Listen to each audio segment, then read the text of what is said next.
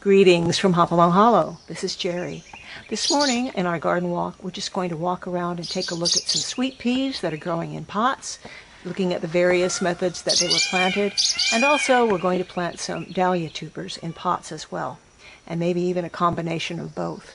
I'm happy to say that some of my sweet peas have already been blooming. We haven't had a whole lot of blooms on the sweet peas, but just enough to get an idea of some of the colors here. We have an everlasting red sweet pea and a purple passion sweet pea. But other than that, we haven't had a whole lot of bloom just yet. But hopefully later on in the summer, we'll get a lot of it. So let's go take a look at some of these flowers. I transplanted the Zinfandel sweet peas into some terracotta pots right here off the front porch about a week ago when they were about 6-7 inches tall.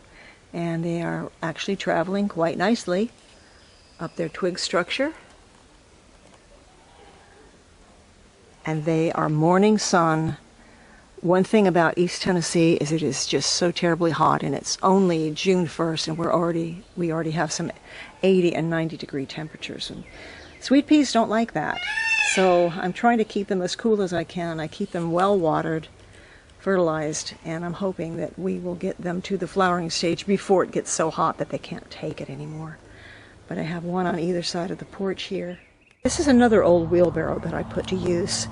This has been around here for as long as I've lived here. I found it back in the hollow, just dumped in a ditch.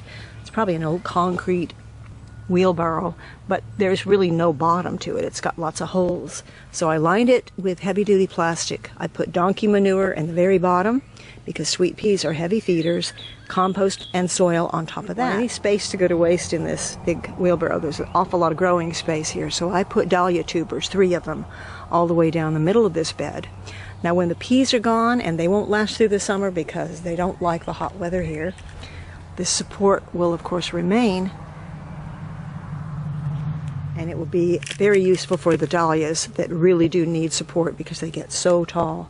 This is called Joey Joshua, and it gets about 35 inches tall. And I don't know if you can see it, but it's already, one of them's already showing some leaves. So let's see what happens with this.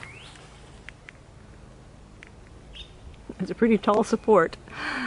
I guess I have a very positive attitude when it comes to the sweet peas. Over here to where I'm working, and it's a mess, so be prepared.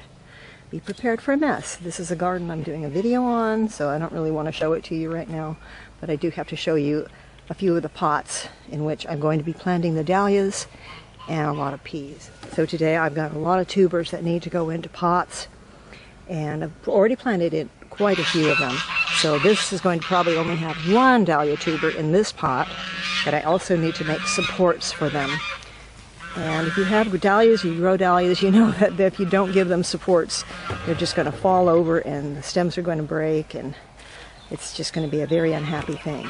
So over here, I put 2 cactus star dahlias in this one, and simply planted them right into my compost.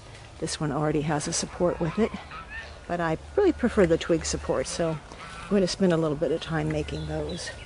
I've got 3 of these red pots full of dahlias, but let me walk over here and show you this, because this is not just dahlias, this is sweet peas as well.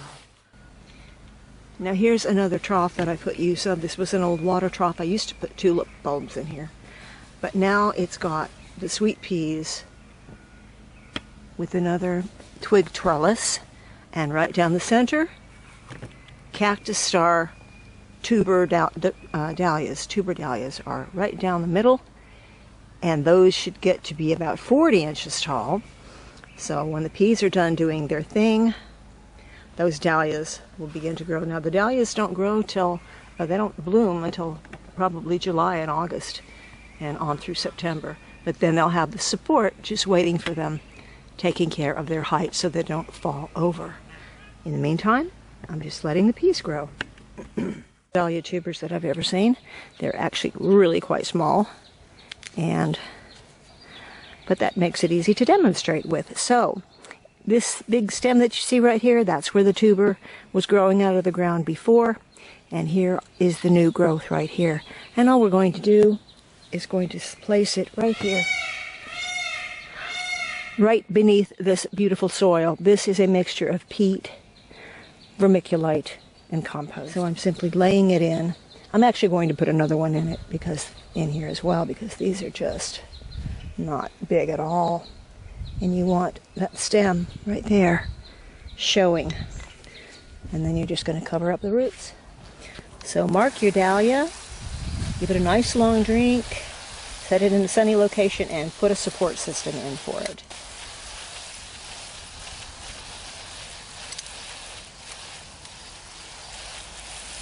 This terracotta pot is not likely to stay here in this garden. I'll probably move it out to the back courtyard. But that's the nice thing about a medium-sized pot like this with your dahlias, because you can move these flowers to wherever you need them. Here off the potting porch, I planted a lot of sweet peas. These are growing pretty strong, and they are in an area that is not going to be terribly hot. So they do get the morning sun and the afternoon shade. I ended up with so many little sweet pea plants from the seeds that I sort of ran out of places to put them. And so I just started coming up with different ideas, and this little pyramid of pots here is also on the potting porch, which also gets half a day of sun, and not enough to roast these poor little pea plants and fry them to bits. Well, I did clear the primroses off the path, so now I can walk through here. They're still growing along the edge here, which is fine.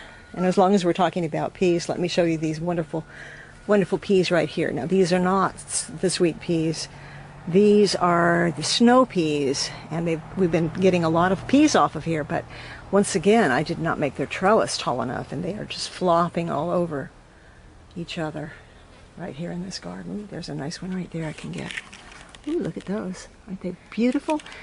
But the garden peas have been doing absolutely phenomenally. Going into a salad for lunch, planted in the old wheelbarrow underneath the peach tree, and it's growing to great and wonderful heights. Unfortunately, I've only gotten one blossom off of this thing, so I'm thinking maybe dappled light is not going to be great for these peas. Past the strawberry patch and onward to these sweet peas, which were planted in the big red pots. Now, the one that I've gotten a lot of blossoms off of so far has been this one. This has got purple peas and red everlasting sweet peas, and I pulled all of them off this morning and put them in a vase, so I don't have them. But you can see how dried out it gets over here. And this is a lot of afternoon sun, and this one, I'm afraid, gets parched. So I think I'm going to have to soak this pretty good today. Well, I have got about 25 more dahlia tubers to plant. So I'm going to end this video, and hopefully we'll get back to some longer videos in the near future. Until then, we'll see you later. Bye.